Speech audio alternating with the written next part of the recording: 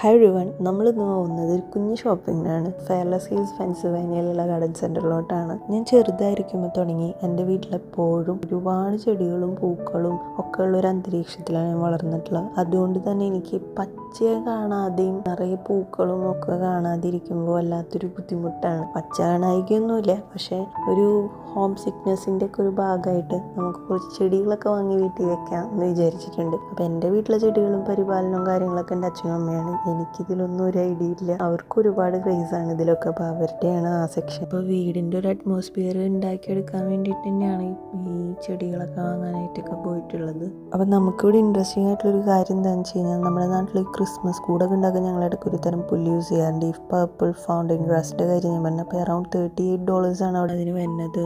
അപ്പം നാട്ടിൽ അറൗണ്ട് 3300 അടുത്ത് വരും അതിന്. എന്തായാലും പുല്ലിൻ്റെ വില. പിന്നെ കുറച്ച് മണ്ണടക്കം വാങ്ങിച്ചുകൊണ്ടാണ് അവിടെ നിന്ന് വന്നത്.